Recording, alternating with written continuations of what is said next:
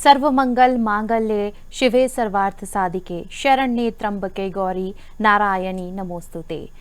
नमस्कार, स्वागत है आपका खबर भारत 360 में। मैं हूं आपके साथ आयुषी सोनवानी। शुक्ल पक्ष की शारदीय नवरात्रि आज से शुरू हो चुकी है। इस बार शारदीय नवरात्रि 15 अक्टूबर यानी कि आज से शुरू हो रही है, जो कि दशहरे के साथ 24 अक्टूबर को समाप्त होगी। शक्ति प्राप्त करने की नवरात्रि भी कहा जाता है। नवरात्रि का शुभारंभ प्रतिपदा तिथि पर घट स्थापना के साथ होता है। घट स्थापना में देवी के नाम का कलश स्थापित किया जाता है। इसके बाद ही व्रत और देवी के स्वरूपों की पूजा आरंभ होती है। नवरात्रि के पहले दिन घट स्थापना या कलश स्थापना करने का विधान है, क्योंकि घट स्थापना के बाद ही मां दुर्गा के प्रथम स्वरूप मां शैलपुत्री की पूजा की जाती है। प्रधानमंत्री नरेंद्र मोदी, केंद्रीय गृह मंत्री अमित शाह और भाजपा अध्यक्ष जेपी नड्डा सहित केंद्रीय मंत्रियों और तमाम देश के राजनेताओं ने भाजपा नेताओं के साथ ही देशवासियों को नवरात्रि की शुभकामनाएं दी है। पीएम मोदी ने एक्स पर शुभकामना संदेश पोस्ट करते हुए कहा कि नवरात्र के पहले दिन मां शैलपुत्री के चरणों में कोटि कोटि वंदन। उनसे प्रार्थना है कि देश के जन जन को शक्ति और समृद्धि का आशीर्वाद मिले। मां का पहला स्वरूप शैलपुत्री है। मां दुर्गा का पहला स्वरूप शैलपुत्री का है। पर्वतराज हिमालय के यहाँ पुत्री रूप में जन्म लेने के कारण देवी शैलपुत्री का नाम विख्यात हुआ। देवी का ये स्वरूप इच्छा शक्ति और आत्मबल को दर्शाता है। मां शैलपुत्री को वृषोरूढ़ा सती हेमवती उमा के नाम से भी जाना जाता है। घोर तपस्या करने वाली मां शैलपुत्री सभी पशु पक्षियों जीव की रक्षक मानी जाती हैं। मां शैलपुत्री श्वेत वस्त्र धारण कर वृषभ की सवारी करती हैं। देवी के दाएं हाथ में त्रिशूल और बाएं हाथ में कमल सुशोभित है। ये मां दुर्गा का प्रथम स्वरूप है। मां शैलपुत्री को स्नेह, करुणा, धैर्य और इच्छा शक्ति का प्रतीक माना जाता है। शैलपुत्री को सफेद वस्तुएं अति प्रिय है। इस दिन भोग में मां को सफेद मिष्टान और घी अर्पित किए जाते हैं। मान्यता है कि मां दुर्गा को गाय के घी से बनी चीजें बेहद प्रिय हैं और मां शैलपुत्री को गाय के घी से बने बादाम के हलवे से भोग लगाना चाहिए। इसके अलावा आप मिश्री या फिर बताशे का भी भोग मां को अर्पित कर सकते हैं। आज हम बात करेंगे मां शैलपुत्री की पूजा विधि की, किस तरह से पूजा करनी चाहिए और किन बातों का हमें ध्यान रखना चाहिए। और ज्यादा चर्चा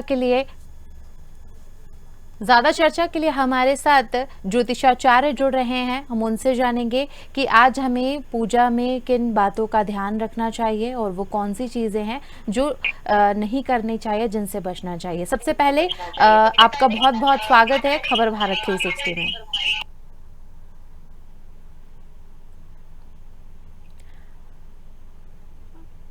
आचार्य जी, सुन पा रहे हैं आप मुझे?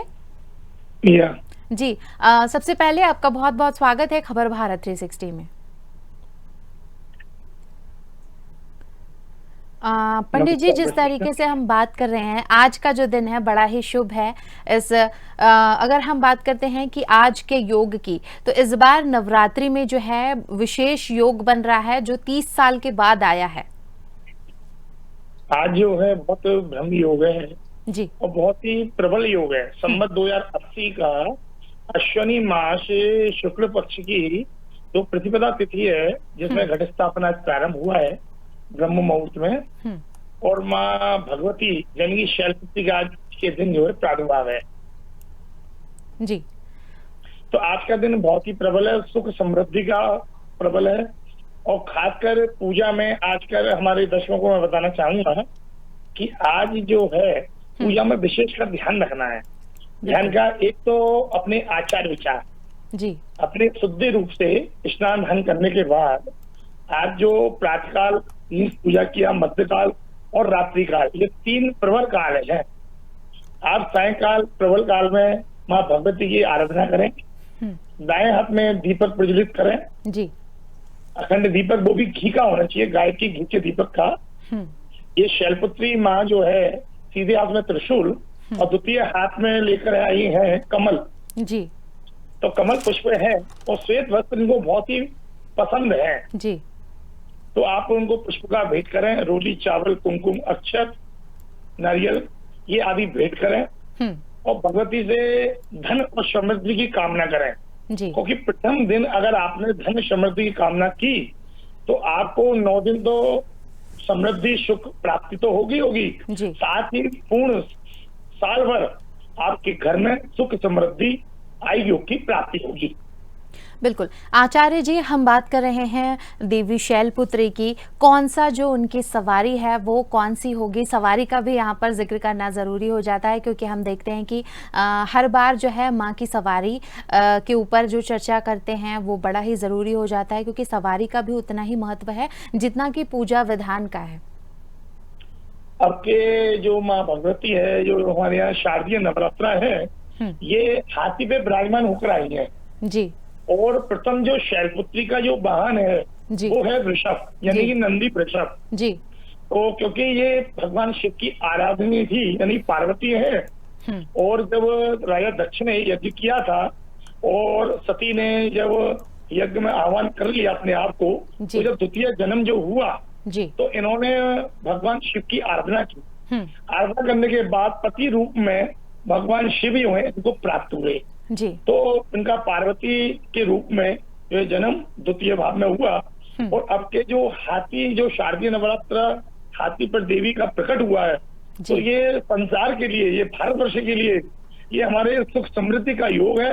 और भारत राजगुरु और यज्ञ गुरु, और इसमें बहुत ही सुख समृद्धि और धन का तो अटूट प्राप्ति का योग इस साल बन रहा है। जी।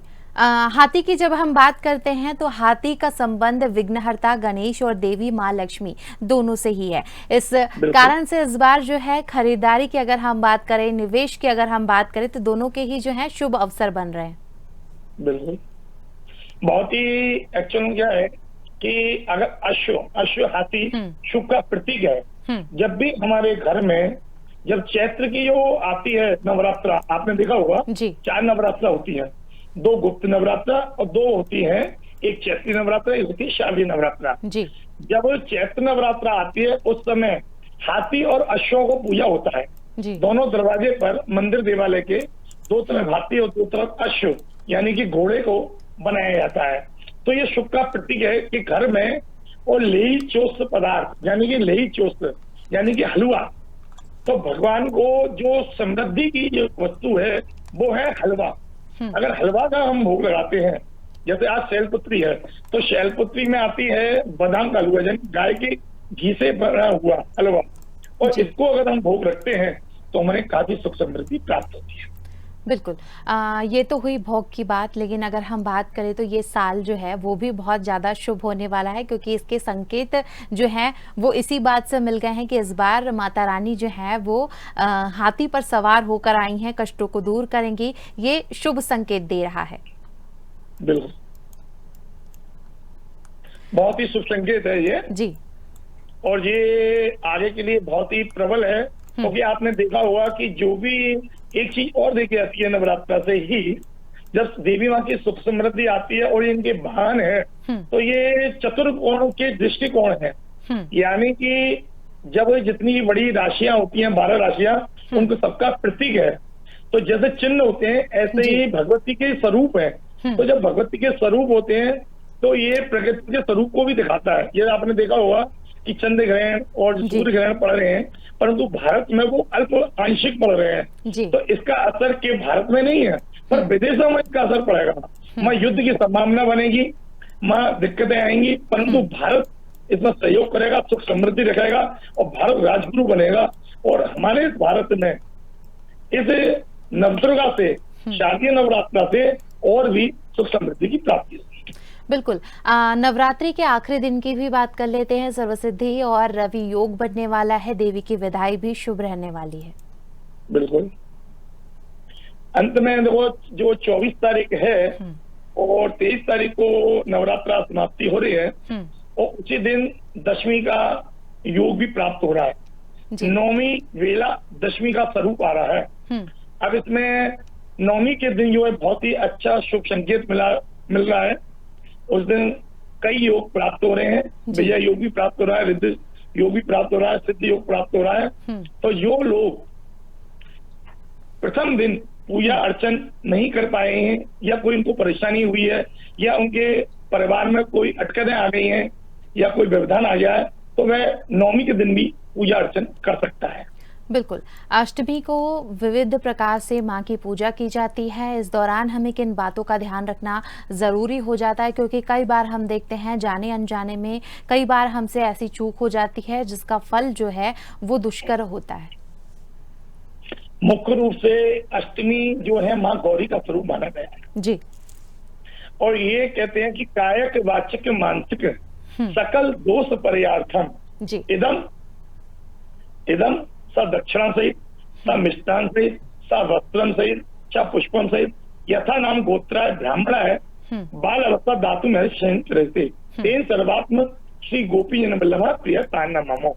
यानी कि बच्चे बाल स्वरूप, जो बाल स्वरूप बच्चे हैं, बालक है, कन्या लामुरिया जिनको हम बोलते हैं, और जाने अनजाने में हमसे कोई गलती हो गई हो तो उस दिन संकल्प आदि करके उस दिन जो है हमारे कन्या लामुरिया को जरूर बुलाना चाहिए।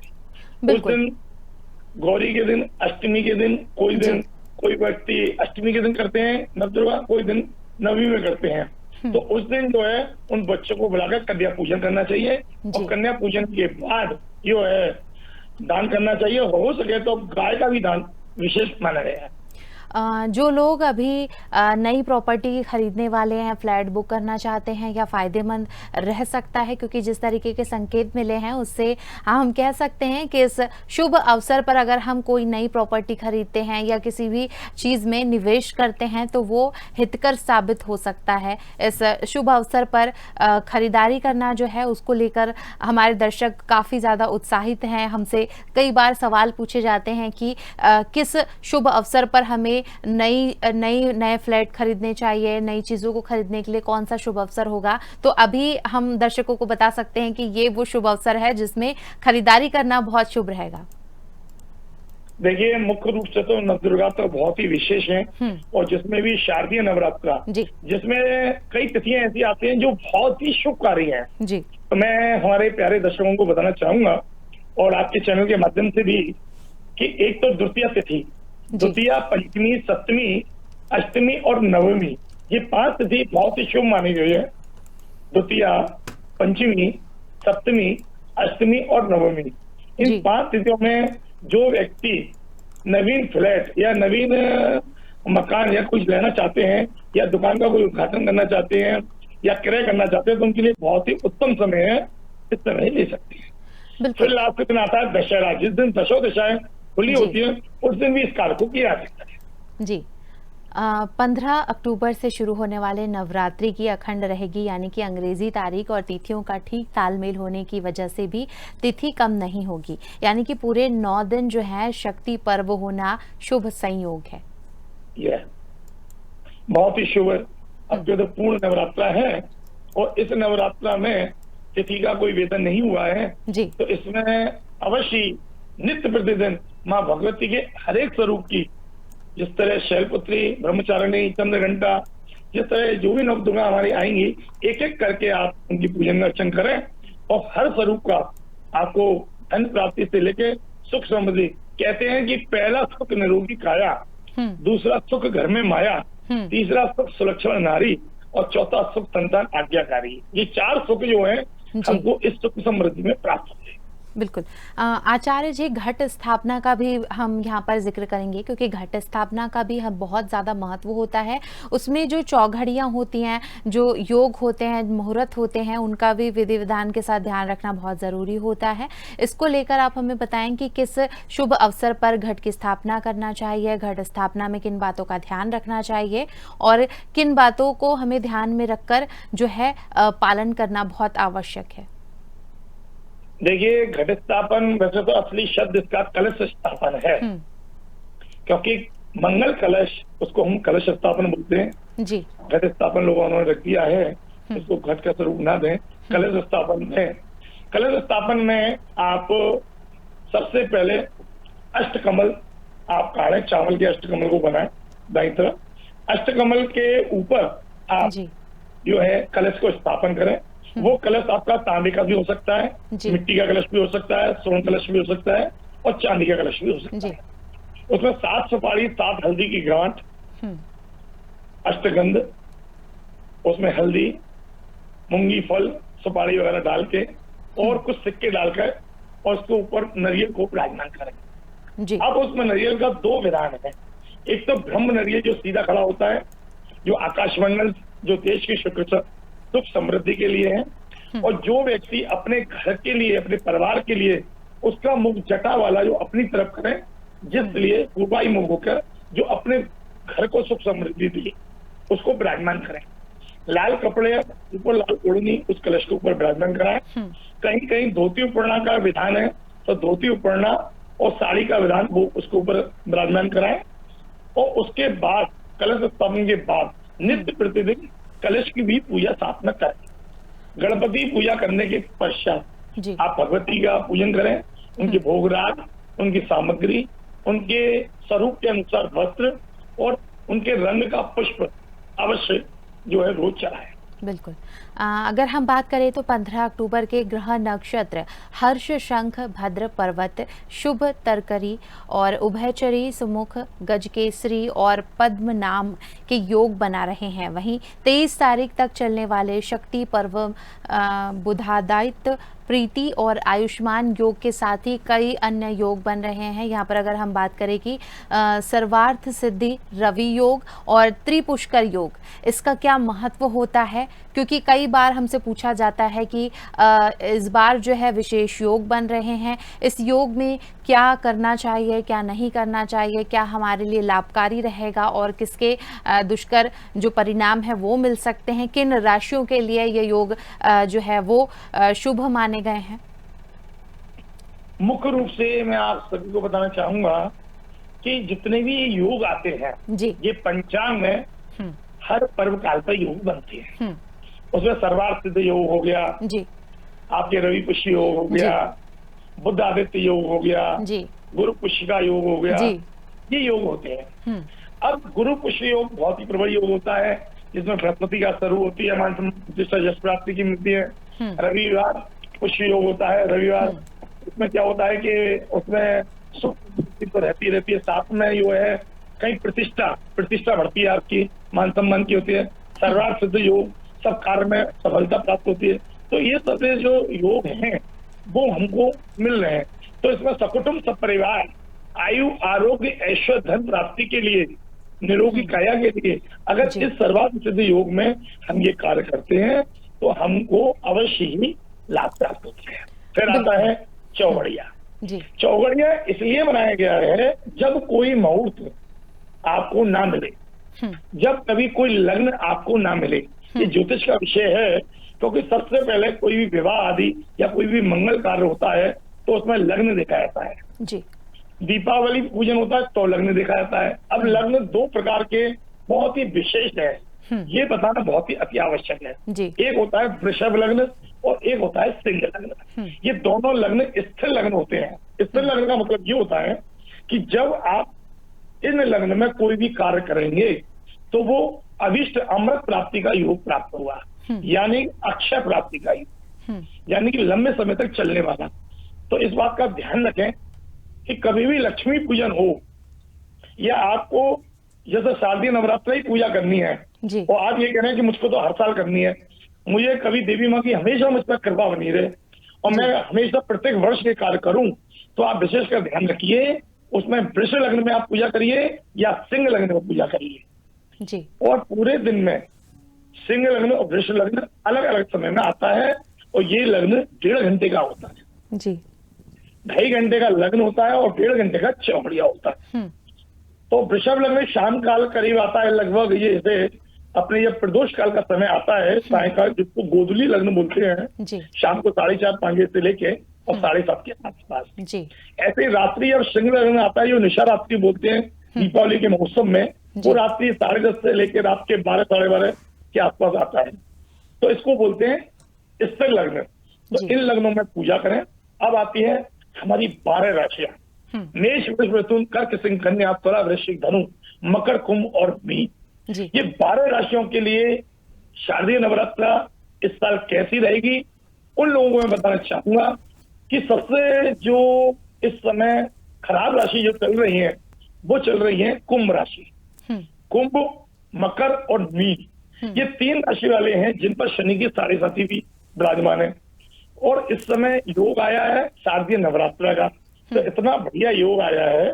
तो इस योग में माँ भगवती से कहें कि धन समृद्धि आयु योग और निरोगी काया हमारी बनी रहे, हमारा व्यापार सुख समृद्धि आयु योग दिन दुनी रात चौगुनी उन्नति हो।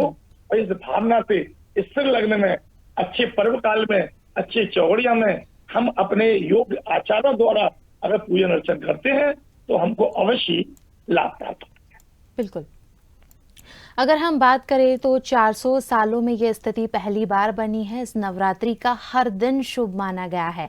इन दिनों में प्रॉपर्टी खरीदने से लेकर नया बिजनेस शुरू करने तक मुहूर्त बहुत ही शुभ माना जा रहा है। इन दिनों में सिर्फ पूजा पाठ ही नहीं होती, नई शुरुआत और खरीदारी के लिए ये दिन अति शुभ माना गया है। इसकी वजह क्या है आचार्य जी?